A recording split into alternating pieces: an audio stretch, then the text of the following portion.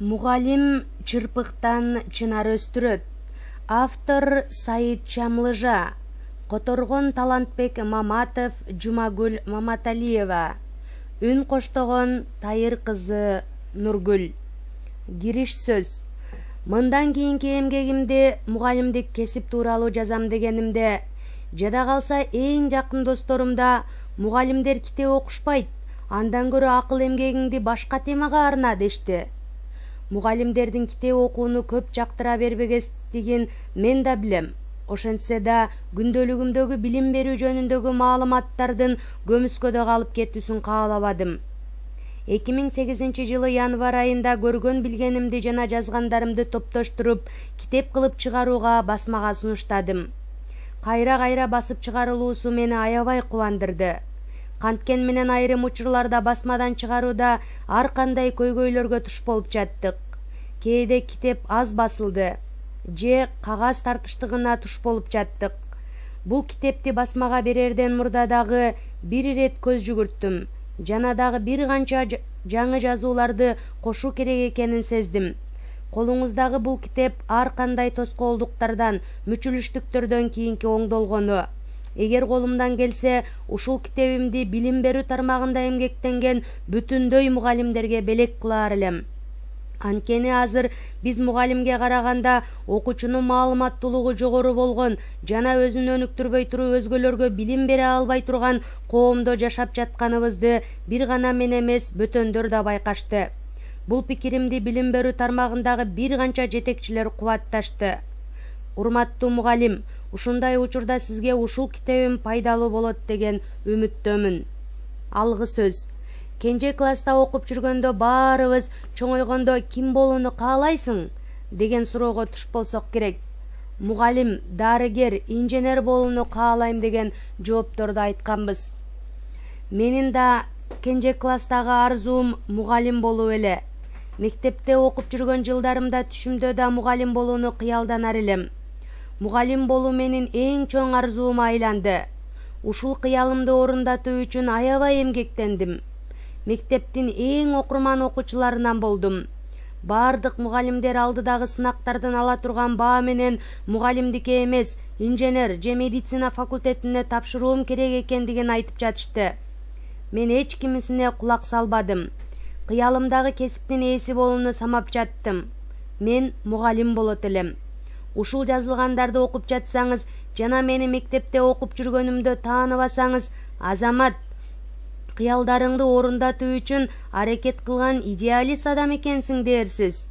Бирок мени мектепте окуп жүргөнүмдө тааныган болсоңуз, жалганчыны кара, биз сени мектептеги шоктуктарыңды билбейт дейсиңби, деп күнөөлөрсүз.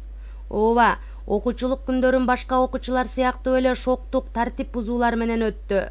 Ал тургай мен мугалимдерден каргыш алган окуучумун. Мектепти аяктап жатканда болсо керек, бир күнү Салих агайыбыз мага ачууланып, Сайыт Чамлыжа, ылайым мугалим болуп калсаң экен деди. Акыры мен мугалим болдум. Сабак берип жатканда окуучуларыма ачуулансам, Салих агайдын сөзү эсиме түшөт. Салих агай жана башка мугалимдер бизди кечиргендир деп үмүттөнөм. Аттиң, биз да Салих агай сыяктуу сабырдуу боло алсак, ачууланган учурда жөн гана тилдөө менен гана чектелсек. Мага сиз эмне үчүн немис тили мугалими болдуңуз деп көп сурашат. Бул суроонун бир гана жообу бар. Башка бөлүмгө өтө албагандыгым үчүн.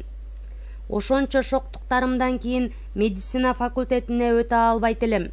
Мугалим болуу жөнүндө такыр ойлогон эмесмин. Билим берүү тармагында студент болуп жүрүп, акыркы курска чейин мугалимдик кылуу оюма да келген эмес. Акыркы курста бир окутуучуга аябай ачууланып, мугалим болушум керек деген чечим кабыл алдым. Менин ушундай чечимимди кабыл алуума себепчи болгон окутуучуга ыраазымын. 28 февралдын алоосунда идеологиялык талаш-тартыштар күчөп турган 1996-2000 жылдары студенттик күндөрүмдө көз карашыбыз такыр дал келбеген бир окутуучубуздун аракеттери мени ушундай чечим кабыл алууга түрттү. Чоң бир жалганды университеттеги студенттерине жылмаюу менен айтып ынандырып жатканы мага аябай катуу таасир этти. Эки жерде 2-5 болот дегенге барабар болгон жалганды жылмайынын ичине кантип жашырганына 20 жаштан өтүп университетте окуп жаткан досумдун бул жалганга ишенип жатканына таң калган элем. Мугалимдин окуучуларына коомго тийгизген таасири ушунчалык күчтүү экенин байкаганымда мугалим болуу чечимин чыгардым. 2000-жылы университетти аяктадым. Мамлекеттик жана жеке билим берүү мекемелеринде сабак бердим. Дүйнөгө дагы бир жолу жаралсам да мугалим болор элем. Бүгүнкү күндө расмий кызматта иштебегендигиме карабастан дайыма билим берүү тармагынын ичиндемин. Кудай мени билим берүүдөн башка тармакта иштөөгө муктаж кылбасын. Ыраазычылык. Мектептин эң шок классына эң сонун бүтүрүү кечесин даярдаган агайым Музафер Эймаяга рахмат айтам. Мектеп ашканасында чай ичесиңби деп биздин тартибибизден сырткары биз менен алек болгон кымбаттуу агайыма рахмат айтам. Мектеп жолунда жаныма жакын келип, баары жакшыбы Саид? Көйгөй барбы? деп сураган агайыма рахмат айтам. Мектепте биз менен дос болуп, класс сыртында болсун, класс ичинде болсун, бизди колдоп турган агай эжеликелерибизге рахмат айтам. 4 жылдык студенттик жашоомдо таанышканым үчүн сыймыктанган, сабактан көбүрөөк жашоо тууралуу көп нерселерди үйрөткөн, менин жашоого болгон көз карашымды калыптандырган профессор Мустафа Качалын мырзага да рахмат айтам. Инсан тарбиялоо күрөшү. Орус-Жапон согушундагы мыкты кол башчылардын бири адмирал Того кандуу согуштан кийин өлкөсүнө кайтканда аны өзгөчө урмат сый менен тосуп алышат. Өлкө жетекчилери катышкан сый тамактан кийин башкы министр ордунан туруп, урматтуу адмиралым, сиздин мамлекет үчүн жасаган эрдиктериңизди, согуш майдандагы каармандыктарыңызды жана эмгегиңизди ушул жерде жашаган ар бир адам унутпайт. Улут катары биз сизге карыздарбыз. Кандуу согуш майданындагы эмгегиңизди актай албайбыз. Ушул учурдан тартып кааласаңыз өргүүгө чыгып, каалаган убактыңызды үй бүлөңүз менен, жакындарыңыз менен өткөрүңүз. Кааласаңыз губернаторлукта, акимдикти, өкмөттө жана башка ар кандай кызматта сиз үчүн эшик ачык деди. Башкы министр сөзүн аягына чыгарганда баары адмирал Тогого назарын бурду. Ордунан турган адмирал отургандарды кыдырата тиктеп, алгандан кийин гана токтоолук менен сөзүн баштады. Урматтуу министр, кадырлуу коноктор, мага көрсөткөн сый-урматыңыздар үчүн рахмат айтам. Албетте, мен да бул каардуу согушта аскерлерибиз менен биргеликте ээ болгон жеңишибизге кубанып турам. Мага ыраа көрүп жаткан бардык мансап кызматтар үчүн ыраазычылыгымды билдирем. Бирок мен алардын бирине да талапкер болбойм. Кандуу согуш майданында мен бир нерсени байкадым. Эч бир согуш инсан тарбиялоо күрөшүнөн маанилүү эмес экен. Майдандагы согуштарда жеңишке ээ болууну каалаган улут алгач, инсан тарбиялоо күрөшүндө жеңишке ээ болсо керек экен. Эң чоң күрөш инсан тарбиялоо күрөшү. Ал эми бул күрөштө жетекчилик кылгандар мугалимдер. Мага сыйлык берүүнү каалап жатсаңар, анда менин өлкөбүздүн бир бурчундагы бир мектепте мугалимдик кызматты аркалоомо мүмкүндүк бергиле. Өмүрүмдүн калган бөлүгүн ушундай өткөрүүнү каалайм жана сиздерден жалгыз өтүнүчүм ушул деген экен. Жай ичи өзүн өзү өнүктүрүү багытында макалаларды жаздым.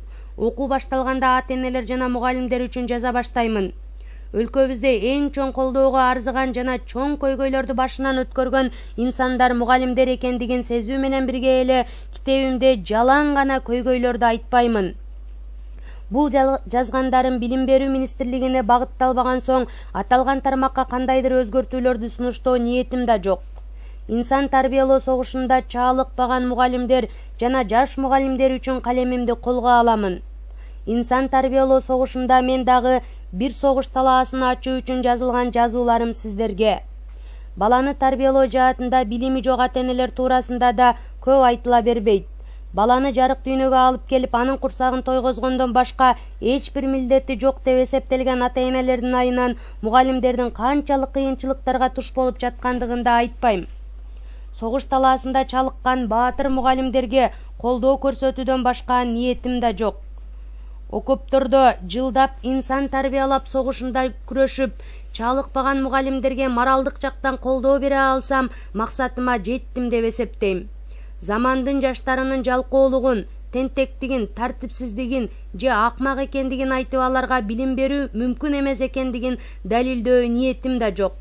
ар кандай нерсеге карабастан мугалимдик вазыйпасын аткарып саздын ортосунда гүлдү өстөрүнө ишенген Данектен өсүп чыгуучу токойду көрө алган мугалимдерге жумшаган эмгеги өз жемишин берерине ишендиргим келет. Мектептердеги физикалык тоскоолдуктар 40-50 окуучуга сабак берүү канчалык оор экендигин далилдөө, лаборатория, китепкана, спорт залы жок болгон учурлардагы билим берүүнүн кыйынчылыктарын айтууну да каалабайм. Жүрөгүмдөгү мугалимге айткым келген нерсе бул: биз ар дайым кыялданган, жолукканда ар дайым бизге үмүт берген, келечекте үмүт кылуубузду камсыздаган, биз үчүн жумшаган эмгегин эч качан унутпай турган мугалимдердин көбөйүшүн каалайм. Түшүнүгү жок мектеп жетекчилерин, текшерүүчүлөрдүн иш кагаздарын текшерип, мугалимдерди ыңгайсыз абалга салган учурларын айтып, убактымды короткум келбейт. Инсан тарбиялоо күрөшүнө аттанган мугалимдердин аларды алдыда эмне күтүп тургандыгын көрсөткүм келди. Билим берүүнү пландаштыруу мамлекет үчүн согуш майданындагы стратегиялык пландан да маанилүү экендигин эскертким келди. Экономикалык каржы жетишпестигинен кошумча иш кылууга мажбур болгон мугалимдердин айлык маяна мамилесин козгоп чечүү жолдорун табуу менин ишим эмес. Үрөн, суу жана аба болгон ар кандай жерде Данектин бүчүргө, бүчүрдүн чынарга, чынардын даракка айланарына ишенген багбан мугалимдерге жана жаш мугалимдерге жолдоштук кылуу ниетим бар. Кээ бир кесиптештерим мага ачууланышы мүмкүн. Менин айткандарымдын эч бир көйгөй жок дегендей түшүнбөңүз. Менин ниетим көйгөйлөргө көз жумуп коюу эмес, болгону бул көйгөйлөрдүн балдарга келечек буунга таасир этүүсүн азайтуу башкы максатым. Жараткан акыркы демине чейин мүмкүндүк берген инсандан үмүт үзбөшүбүз керектигин эсиңиздерге салууга аракет кылам. Көк баскан нандын пенсилин жасоо мүмкүн болсо, демек ар кандай адамдан пайдалуу инсанды тарбиялоо мүмкүнчүлүгү бар деген пикирди мугалимдер кулагына күмүш сыргадай сактоолору керектигин айткым келет. Эгер жогорудагы көйгөйлөрдө күнөөсүз бирөө бар болсо, алар окуучулар. Айткым келген жалгыз нерсе окуучулардын жүрөгүнө жакындоо, андан орун алуунун мааниси жөнүндө болмокчу.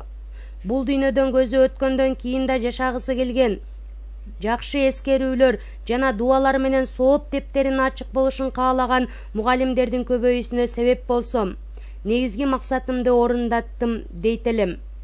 Сапарыңыз байсалдуу болсун. Инсан тарбиялоо күрөшү башталды. Мугалимдердин ууга чыгуу мезгили келди. Мугалимдин оозунан чыккан сөз чебе сыяктуу. Анын бутасы бирөө гана, ал окуучу. Мугалим аң сезиминдеги, көңүлүндөгү жебелер менен окуучунун келечегин же келечекке байланыштуу үмүтсүздүктөрүн бутага алат. Мугалимдин окуучулардын жашоосундагы таасирин сөз менен түшүндүрүү абдан кыйын. Мугалим окуучунун жашоосунда ача турган мейкиндиктер канчалык чоң болсо, кыйрата турган үмүттөр да ошончолук чоң. Баарыбыздын жашообузда биз үчүн жаңы мейкиндиктерди ачкан жана үмүттөрүбүздү кыйраткан мугалимдер болсо